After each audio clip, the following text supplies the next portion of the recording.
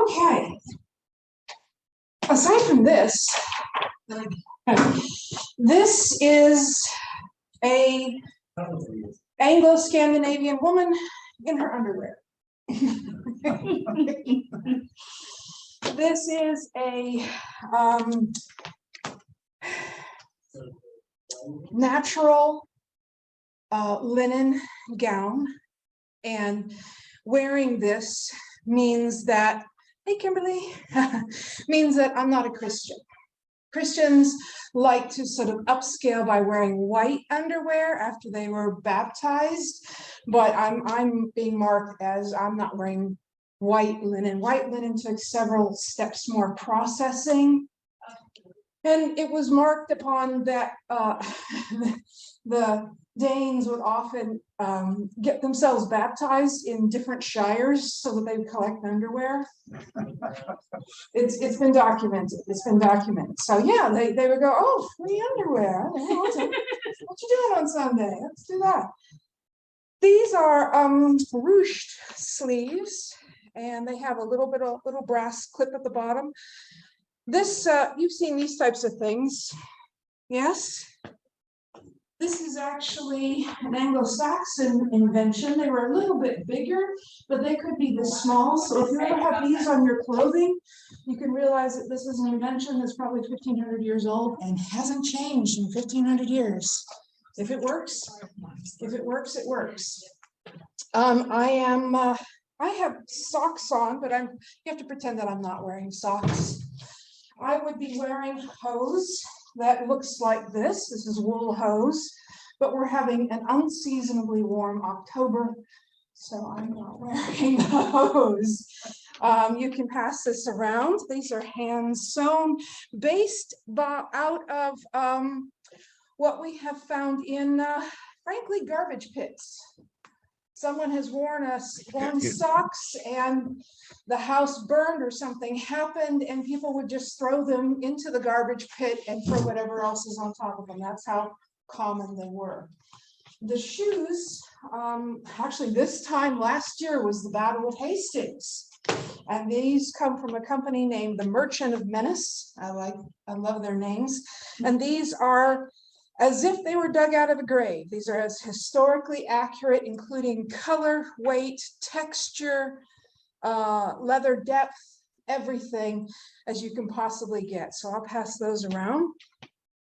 And I am wearing a pair. When you first get them on, they're very sort of stiff, but then they mold to your feet and it's like you're not wearing shoes at all. It's just a wonderful feeling.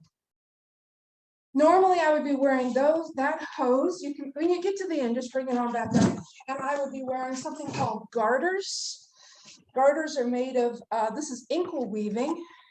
And to pass that around, I'll trade you there. That's inkle weaving that you do it on the loom, usually in the wintertime when you're not bringing in crops. And usually have a little bit of a pewter fastening. Sometimes you have brass. Sometimes you don't use anything at all. You just tie off the end, and it's used to keep the top ends of your socks up. You tie it just underneath the bend of your knee, and your socks stay up all day long, and your legs stay warm. Now, I have some other things here you might want to take a look at. These are various what they call turtle brooches that I have collected over the years. This was my first set, this set here. And I saw everybody wearing them in the SCA, and I thought they were marvelous. And now I realize that not only are they only sort of vaguely Scandinavian, these would never have seen the light of the day in the Danelaw. Absolutely not. These are Finnish, actually. Then my next set of brooches were these. These are P37s, and I'm going to come back around to that. I'll pass this out. Brooches have numbers to them. These are P37s. No, you can touch. They're bronze. Nothing can happen to them, really. I'm a very messy eater. I mean, I wouldn't throw them down the hallway, but really, they're solid. Ooh. Yeah, see, they're solid. Nice hat. They're solid. You could throw them at a Christian if you wanted to. Those are P37s. Those are an earlier type of brooch. This is the next kind. These are P51s, but these are too small. These are done by a lot of jewelers, by reenactors, because a lot of women today don't want to wear the proper size ones because they're very heavy. P51s would have been the ones that I would wear in the Danelaw, except these are tiny. And when I first got these cost me $250. Yes, when I first got, I was so proud of myself. I've got proper brooches. And then I went to England. And I went, oh, no. Okay, so these are P51s. Yeah, bring them back up when you're finished with them. These are the proper P51s. These are what you would have, what the women would have been wearing. And you can see the weight of these. Yeah. Yes, those I had to get from Germany. Those are the proper ones. They're making, since COVID, they're making another version of them, but they're not as historically accurate. Those look like they just got dug out of a grave. There's a version just like those that's at the Met in New York that is like they're like mirror image. So when I keep saying these have numbers to them, they're not unique in society. That means we have so many of them that we have numbered a type. Now, we don't tend to wear jewelry that is numbered by type, do we? We like to think of our jewelry, men and women's jewelry, that is unique. You're right, we at least want to have unique. But if you go and buy your jewelry at Walmart, you're going to be having number 613. Well, that's what these are. This is jewelry that had a very particular type, a very particular message that it was trying to send. Thank you. There you go. There you go. Now, one of the things that I did additionally is that I had a glass blower blow some beads for me. And these are like Joanne's type beads, because that's what I had when I first started. And then I made friends with people who actually made Viking beads, and actually had her do my favorite color. This is the color that is actually documented among the Arab who went around, and that's where we get the legend of Beowulf and all sorts of things like that, where he commented on, this is the color that they wore. This is what I'd like to call Coca-Cola bottle green. These beads, to have this many beads, and of course I have some of these on the outside, would mean that I was a very wealthy woman. I was a very, very wealthy woman, have that much. Do you know where they got the glass for the beads? Get glass in the year 800. The beach? No, that's too much work. You either pick up old Roman glass, and most of the Roman glass is that color. If you've ever been to the museums and seen exhibits with Roman glass, Romans love that color glass, and their goblets, you'll see them reconstructed in museum, but most of their goblets are that color. So what you're seeing is them picking up pieces of shattered Roman glass. But where would you get the colored glass?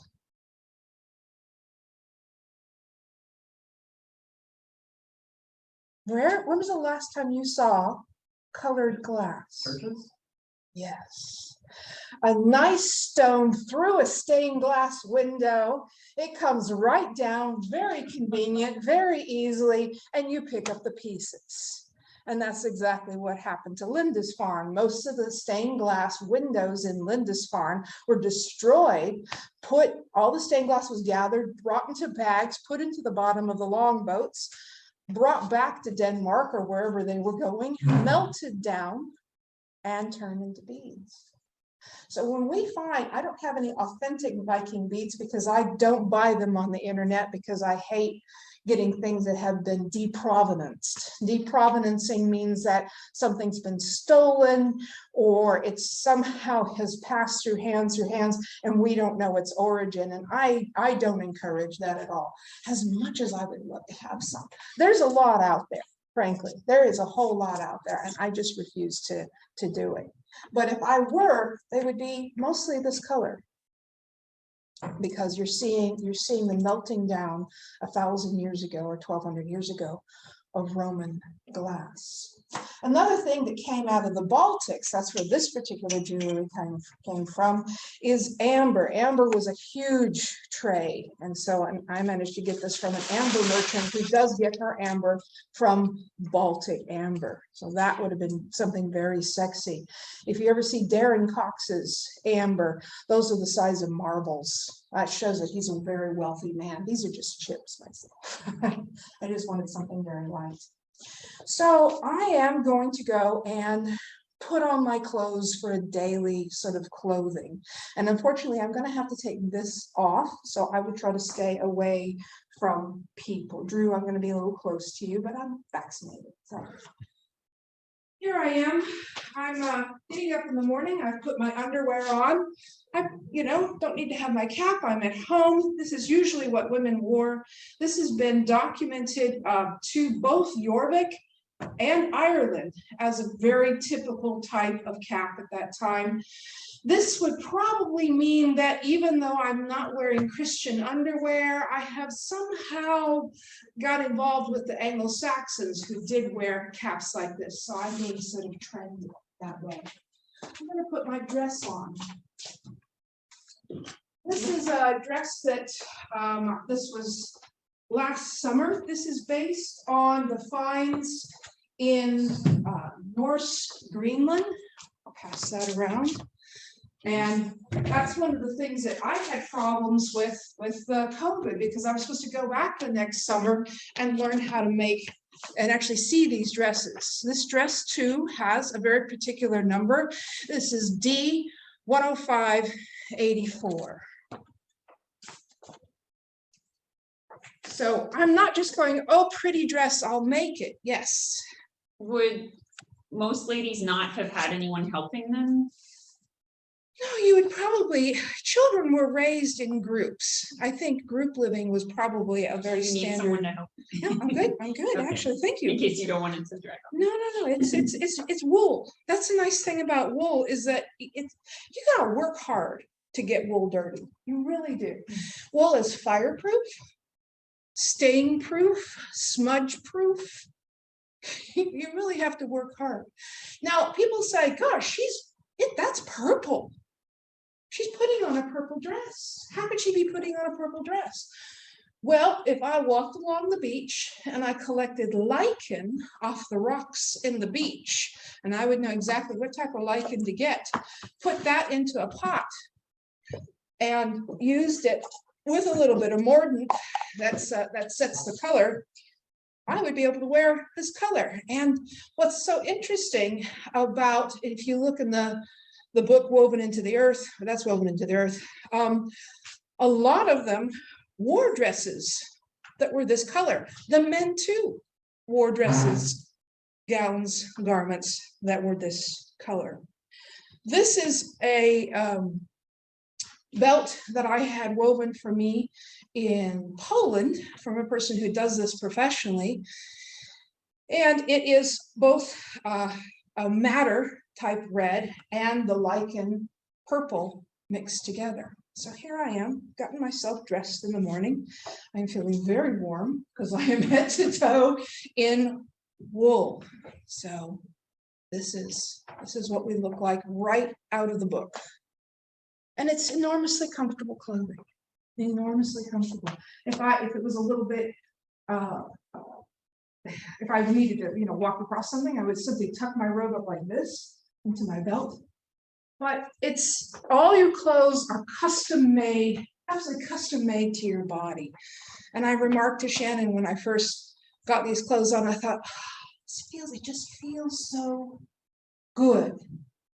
I'm not wearing manufactured clothing. I'm wearing clothing that I made over a period of weeks to fit my body. Everything is expandable, everything is stretchy, and between the linen and the wool, I am very comfortable and very warm. I'm also clothed, collarbone to the ankle. But this would have been a dress that, should I finish this dress in time for a party, I would have worn this dress for 5 or 6 years. 5 or 6 years. And I would have cleaned it, possibly with urine. It was a good way to clean it. And that gets stains out, urine, the ammonia in urine gets grease out. I would also have used some sort of soap on the armpits, but you don't really need to do that with wool. You just hang it up and the body odor leaves it on its own. Plus I'm a Viking, so I take a bath every day. Yeah, nice and clean, no fleas, no lice. Yeah, nice and clean. So here's my average sort of ordinary dress of what I would do on an everyday basis. Very nice and very comfortable. This particular garment was popular as a garment probably for, we can document it back for about 2,000 years. However, the difference is the seams up and down the sides. That's fairly new. This shows that this is later period than standard Viking garment. The dress that I'm wearing underneath has an underarm placket, but not these seams. This shows that this dress was popular about the year 1000 to about the 14th century. And you've noticed this for if you needed to, if you're pregnant and you needed to put another one in, or let's say somebody died, you inherited the dress. How do you tailor the dress? Remember, you just don't go down to Walmart. The best place to tailor the dress is right along this center seam. So you can let it in or take it out, or let it in or take it out. And so the garments always fit your body. If you know that feeling today when you put something on and it doesn't quite fit, but you're going to wear it anyway, that's a very modern sensation. Why do we put ourselves up? I mean, the closest thing we have is a cotton t-shirt and a pair of blue jeans. Okay, so there's gonna be a party. We're going to a party. Oh God, yay, I'm going to a party. I'm going to a party. So this, if it was cold and outside, I would leave this dress on, but it's 70 degrees outside. So I'm gonna take this off.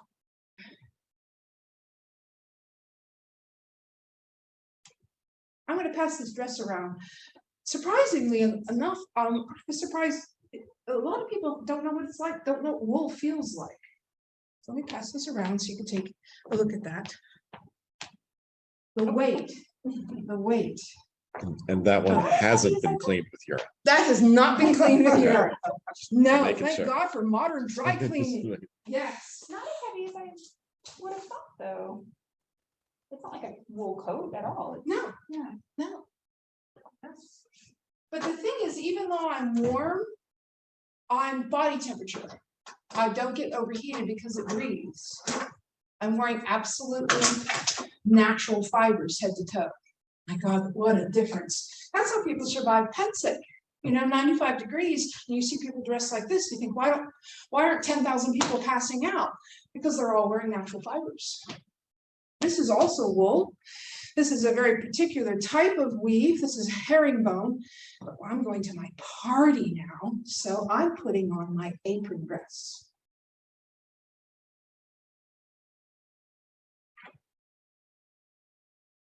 I think you got it on there. What's that? Oh, I see. Oh, neat. Okay. Yeah. Okay, now with my apron dress, I take this strap on this side. Actually, could I have a member of the audience to come up? Get my sides up and out. Okay. Here we go. Take that side. There we go. And that side. That's good. Okay. Gotcha. Yes. And Dominique, do you want to leave time at the end for Q&A, or do you want to just do it? Oh, no, while just we're- start talking Okay. now. Just start talking now. I had a whole set of cue cards and they're gone. I'm Oh. just Swing riffing off of Swing them. it. maybe take a picture or two? Sure. Would that be okay? Okay, Sure. I'll put that down. So I'm going to be wearing my party dress. I need to put some beads on my gown, and I have a chatelaine. And we know this because we have dug up graves, and people, women have been buried with this. So I tend to wear my chatelaine on my left-hand side because I'm right-handed, and that way it doesn't get in the way. So I take my brooch, click it open, and now I need to put my beads on here. So I'm going to put this one on the, no, I'll put my chatelaine on the bottom. That's my chatelaine right there. That has a needle kit, a tiny little knife, and then a key to my chest. That means that I'm a very wealthy woman. So I've got my chatelaine. I've got my initial bead. That's quite a bit longer because I know my beads. And where's my second bead? There we go. There we go. So I'm showing off my wealth. This goes through here, through the top, and over. Do the same thing on the other side, minus the chatelaine.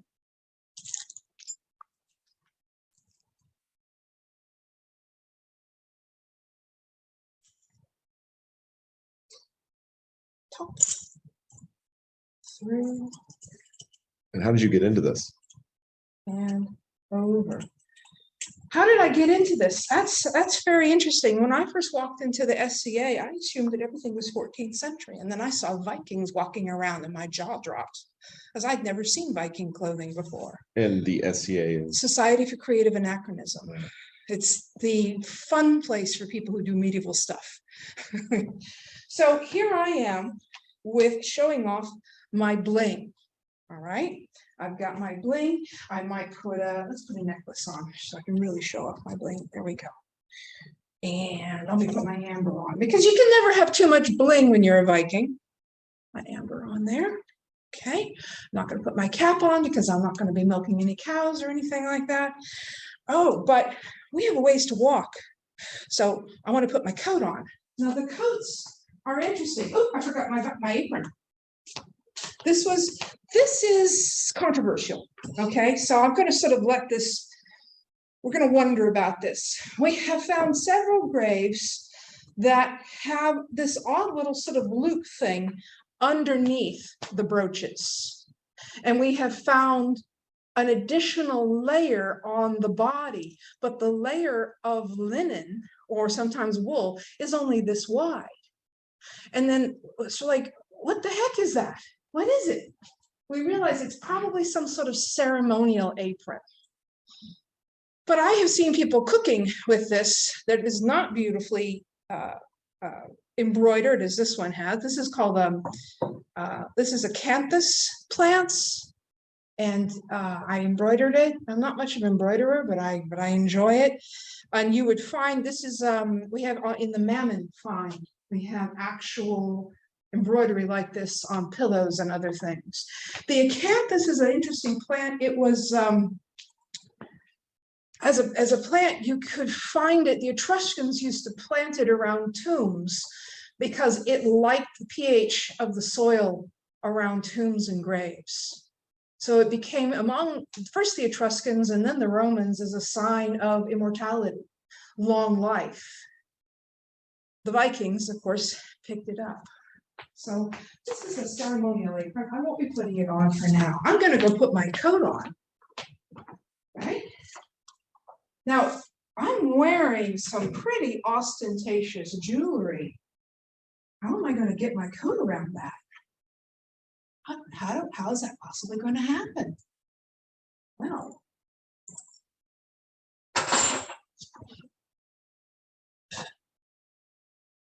the front closes underneath the jewelry.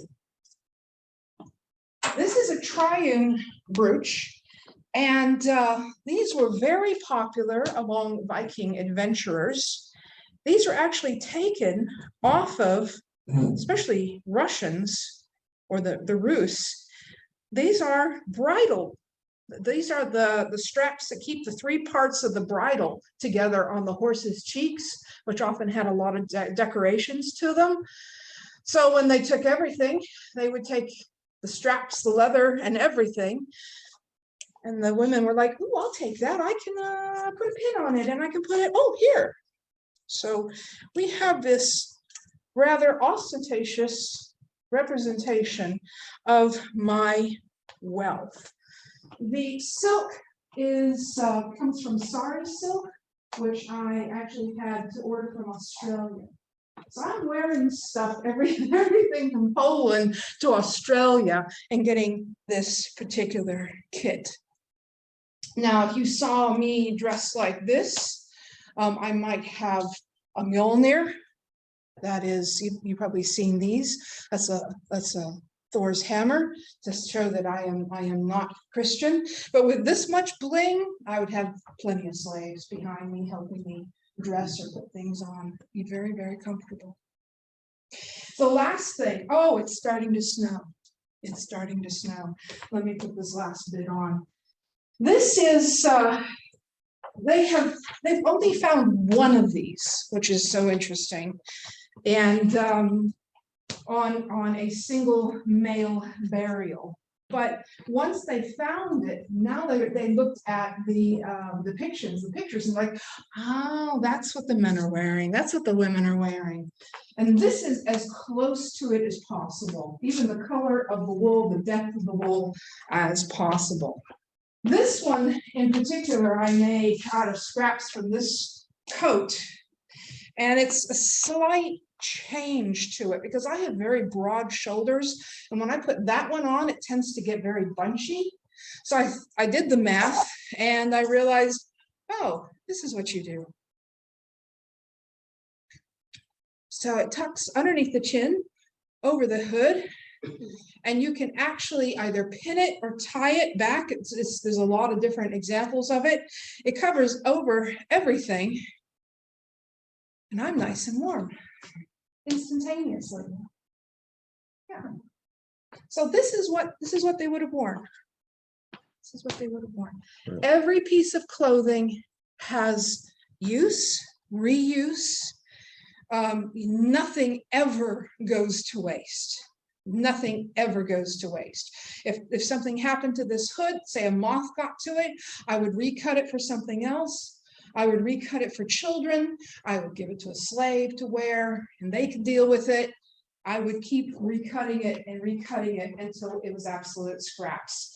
So our ability to find this clothing comes from people burying their mothers, their wives, their grandmothers in the full outfit. And we get lucky enough to be able to parse through the soil to try to figure out what's going on. Now, I had another part of this lecture, which you heard, and we worked very hard at that. The thing is that this clothing, and I'm not going to pull it up at this point, I've just got too discombobulated this morning. The origin of where I'm looking for all this, I'm going to actually go back into the 20th century, put glasses on. Oh. This line of research comes from my frustration at medieval women not having a voice. So where else can I find their voice, their self-expression, their identity? And having taught Christine de Pizan and the lives of medieval women for most of my academic career, I got, frankly, especially English 204, I got tired of teaching dead white men. No disrespect, but you're all alive, so you don't count. So I can't find it in text. I can't find it in text. So I need to find their voice, their self-expression in other places. And so with this lecture, I give a background of the Danelaw. I have history majors. They know where the Danelaw is. It's the boot of England where the Vikings landed and negotiated with the kings and managed to get farmland for about 150 years. And then the Anglo-Saxon, actually now no longer Anglo-Saxon kings said, yeah, I think we want that stuff back again. You guys have been Christianized. We're going to pull you back out of the Danelaw and bring you back into a united England just in time for the Normans to show up in 1066, because today is the Battle of Hastings, and say, mais non, you are all going to be French now. And they say, yes, but 200 years ago, you were Vikings. Mais non, we are French now, and you are English, and now you will belong to us. So that was the Battle of Hastings in 30 seconds. There's a lot of research here. One of the things that I do, which is not usually in this department, is that I am what's called a cultural materialist. A cultural materialist sees material culture as not just reflecting human behavior or ethnic groups, but as the way through which people negotiate social identities and relationships. Artifacts then can be studied to reveal social and cultural values. Artifacts act as a nonverbal means of communication and serve to reflect certain affiliations, such as age, culture, gender, and ethnic and social allegiances. And because I do not plagiarize, that is a wonderful definition put out by Jane Kershaw. And she was a motivation for a lot of the things that I have done here. So in that sense, artifact style may be analogous to, with language, and artifacts can be read as text. In some, artifacts can be read as text. This is text, which in an English department, people find to be very frustrating. How can this be text? Shouldn't you have a book and you're interpreting an author? Well, yes, if you are studying a time where people wrote books and you could have an author. But I'm fascinated with times where women's voices came through this. How is this? And this is not subtle, is it? This is not subtle. And I just want to say that for a third time. What I'm wearing is not subtle. This is, maybe my underwear might be, but this is not a subtle declaration of independence or wealth. This is very ostentatious. So why did women wear this? Why did women wear this? Well, going through this, I could keep going through the Danelaw and definitions and things like that. Old archaeological methods thought that women really did not participate in the Danelaw. But now that we're doing a whole lot of metal detecting and we're finding hoards, what's in the hoards? This stuff, and beads and jewelry. And who wore these beads and jewelry? See, in the men's burials, you get maybe this and a knife or a sword. You find the hoards, that's where you find the silver and the gold and the bronze and the brass and all the good stuff. And the silver and the gold and the bronze and the brass is all women's jewelry. It's not subtle. It's this stuff. I mean, you can see me coming a mile away. Talk about bling, right? So I have different finds and different books here. I can show you where I was working from, but I'm going to go a little bit forward. Why jewelry? These are highly visible personal markers of cultural identity. These are markers of a very particular political or ethnic groups. They reflect cultural identities and specifically Anglo-Danish identities. And what's interesting is among the Danelaw, the local Anglo-Saxons, when they saw the Danish women dressed like this, they all said, "Ooh, that's what the fashion is. I want to dress like that." And their husbands were like, "No, I can't afford it. I own that cow. I'm going to work on it." They adopted the Scandinavian fashions. So it wasn't like, you land in a place and you start to dress like the people there. It was the other way around. They started dressing like this, which is very interesting, because why would the locals start dressing like the Danes? Well, the Danes were in control, and the Danes like to kill people, Vikings and all that sort of thing. So it sort of made sense. But it's also an articulation of empowerment. because among the Danes, the women owned property, could choose whether to get married or not. They were the key holders, and that's what I have. That's what part of this is. This shows my wealth. This shows I can sew. All right, this is my needle case. This shows this is my knife and shows I can defend myself. And this shows I'm rich. I have slaves. And among Anglo-Saxon women, they weren't allowed to have those sorts of things. And so they're going, hey, I want to be as free as that. If I mimic them, I can own my own property. So the persuasion was very, very, very strong. I go through a survey of published literature because I have a PhD and I do this sort of thing. And we worked very hard on the Aedwin brooch. The Aedwin brooch is a later brooch, and I brought it in. After these stopped being popular, people still wore jewelry, and I was going to show you a brooch. The brooch, you think this is ostentatious. The Aedwin brooch is about this big. How I kid you not, you can see it in the British Museum. It's about this big. It's a really ostentatious display. I measured this. I actually went through my kitchen and found a cup that was exactly the right size. That's an ostentatious display of identity. And the brooch was Aedwin me age hio driften.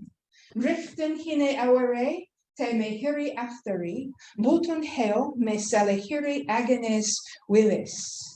And it's about Aedwin owning the brooch, and if you steal it, God will curse you. This is a moment of women's ownership and self-possession. So I have a continuation here of what's going on, but ultimately the Scandinavians' brooches were indicators of difference rather than assimilation. It was political merging with the dominant political force. It was a mark of mixed descent if you wore your grandmother's brooches, whether it's the Aedwin brooch or these. It was showing that you were separate for as long as that lasted. So in sum, studying the clothing and jewelry of Anglo-Scandinavian women is a major way for us to find their self-expression, their identity, and their voice. And unfortunately, I know this isn't a sort of gosh, wow conclusion to it because my research was interrupted by COVID. I had plans to go back to the Norfolk Museum, which is being redone. I'm very excited. They're hoping to be finished by 2023. The Swedish History Museum, I had friends who were expecting me to go to Stockholm and the Swedish History Museum. They had a couch or a bedroom waiting for me. Couldn't go. The Hedeby or Haithabu Viking Museum in Busdorf, Germany was another place that I was going to go. The Viking Ship Museum, which unfortunately just closed the 30th of September and won't be back open till 2025 or 2026. That's up in Oslo. And the National Museum of Denmark that has the original clothing of woven into the earth that you can see here. So this is part of probably the next 10 years worth of research where I'm working on identity and women, focusing on the Danelaw, because let me tell you, if you're looking for Viking East Anglia, Viking Age England, Viking burials in the north of England, and the Vikings in Norfolk, it's pretty slim. This is not an area that has been terribly well. These are museum pamphlets from the 70s. This is not a lot. So for an academic, yay, it's published stuff. Questions? Yes. I texted myself a question and I hope it still makes sense. Please forgive me. This is really hot in here. It needs to be snowing, you know. I am interested in how, so you can become a connoisseur, you know, kind of by looking at this stuff, right, and looking at lots of it, talking about it, you know, learning about it, that sort of thing. But I'm interested in how the act of making stuff maybe enhances the experience of that discovery of text, right? Because by making it, I understand how it fits. And I understand how the layers, to be gruesome, how the layers of the graves fit together. Because oftentimes we will just get, the archaeologists will just give you this layer and it looks like a sheet cake. This is the first layer of her grave, the second layer, the third, fourth, fifth, sixth, seventh. And then they move on because they're usually and I'm sorry to be gendered here, usually archaeologists are male. They don't care about clothing. They don't care about what the woman was wearing. And a lot of the stuff that was dug up in the 20s was kept in, I don't know if you ever saw Raiders of the Lost Ark, those 3 feet by 3 feet squares where they actually take the dirt, put it into the box and then ship the box off. And they allow the archaeologists to undo it when it gets over to England or the British Museum, except the British Museum would get it in 1922 or 1925 and say, Vikings, not interesting. We're really into Egypt right now. And so the boxes sat there for 50 years. And they finally got to the point. The original young assistant, she was 18 years old on one of the first digs, came back 50 years old. And thank goodness she was still alive to tell people, oh yeah, that was from that burial. Because it was not very well documented. And so they're going through and they're discovering all the textures of what the people were wearing. So that's the first thing. The second thing is that we have monuments, we have graves, we have images, but the images don't make any sense to us. We don't understand what we're reading in that particular image. There's a famous one on my door of a woman facing sideways, like this. You don't know what she's, what is this coat? Why is this coat? What is this? Is she wearing half a dress? And what's going on here? What's going on with the hair? If you look on the side, you can't really parse out what she's wearing until you dig it into the grave and you start putting stuff together and you realize how the layers are working together and how some layers get, what happens is that if you buried me like this, in 1,000 years, the metal of this would leach through this, and of course, as my bodily juices, the acid of my body, that's gross, but the juices of my body soaked all the clothing as the body disintegrates. It creates it turns the fabric underneath it into metal. And that's what survives for 1,000 years. So in some, making the clothing helps me understand what they're digging out of the graves. Okay. Yeah. Yes. Yeah. I this might be kind of a broad question, but like, what do you think of like more radical approaches to material culture, like new materialism that would argue that like you're not just uncovering women's voices, you're uncovering the voice of wool, you're uncovering the voice of bronze, right? Approaches, this is a whole field that's become very trendy of late. Yes. Right. Yes. Which argues that we should be decentering the human experience and we should be trying to find the voice of material itself. Well, the book that came out, Women's Work, is something that Dr. Underwood and I have spoken about, is creating a class on the sociology of women's lives and marriages and as connection to their production of material culture. And because we don't have the voices, we have the material. So yeah, I can see that. That's like some super deep sustainability stuff. Oh yeah, there's tons of it. Very much connects to a lot of like eco-criticism and kind of stuff. Yeah, no. I'm gonna have to look into that. Yeah, just The type thing is that new if materialism. you buried me in this, there's no plastic to it. I am 100% sustainable right now. It's the sort of opposite of kind of fast clothing, right? Yes, fast fashion. yes. Even my socks are made of bamboo. I'm 100% sustainable. But you would be able to tell from my dental work that I was a creature of the 21st century because I have pretty good dental work, lots of crowns. But other than that, yes, I am. Yes. Remember I talked about your Land's End clothing and stuff like that. No, there's that. The type of wool that I bought here is. We're kind of running out of time now. I just want to get one last question. Anybody? Yes. So my question is kind of related to the Shannon's. So you made all of this. So through the act of making it, I mean, it looks like everything's hand stitched. Is that? what do you learn by that simple process? So like the actual physical process of doing all this work. I mean, it looks like an absolutely insane amount of work. I'm like, all research is, but It's not as insane because I am an adept seamstress and have been for years. what, I mean, do you understand more about? So What do you can I just learn? piggyback on that? Because so like, I've been for ages a connoisseur of French regional cuisines. And as I get more and more into it, I look into ancient recipes because I can read old French, you know. And I'm like reenacting, like I'm doing what you do, but with food, and then it's gonna get eaten. So yeah, it's a very difficult text in many ways. But, and this is gonna sound nuts, like insane, but with some of those recipes that take like days, and you know, with women doing this, like, I'm not gonna say I can hear dead people talking to me, Thank you. but Yes. like there's something, there's like a voice, like I'm reenacting gestures and requirements and like, you know, the most sustainable, the slowest, you know, the Old not spoken fastest slow food. food. Yes. Right, like people are talking to me through this artifact, this food that's gonna come out of it. We reconnect. We live in a, Is that real? You know, let's flip the it's- society, the question around. Yeah, we live in a society where we are very disconnected from our material culture. Material culture almost works like magic to us. I have no idea how my car works, my cell phone works, my air conditioner works. I just press the button and it goes on, and I'm very grateful that it does it because I pay a lot of money.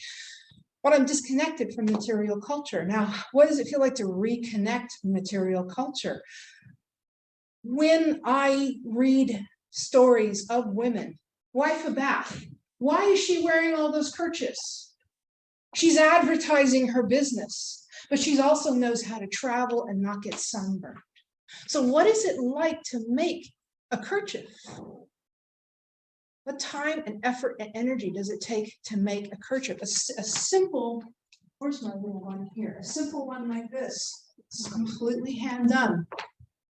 This is not something, when I heard about this being found in the garbage pile, and it's made of silk in Jorvik in Ireland, I realized that she didn't throw it in the pile. She would have kept it. Somebody threw it after she was dead into the garbage, and it probably would have been an accident. This is personal. And so I am, as she said, I'm connecting personally with the people, and I'm listening for their voices. As you made your own, you Yes. realize that in a way that, you know, consuming it is one thing if someone else made it, but once you make it yourself, that's a different experience of those voices. Right.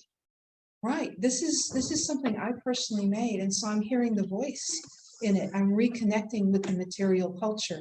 I'm activating the theories of cultural materialism and turning them into practical realities. Yeah, I think it's a good place to stop. Okay. All right. All right. Thank you, everyone. That was an excellent question. You know, I was thinking I made a trestle table, which is like a 1,000-year-old You know, design. You don't have some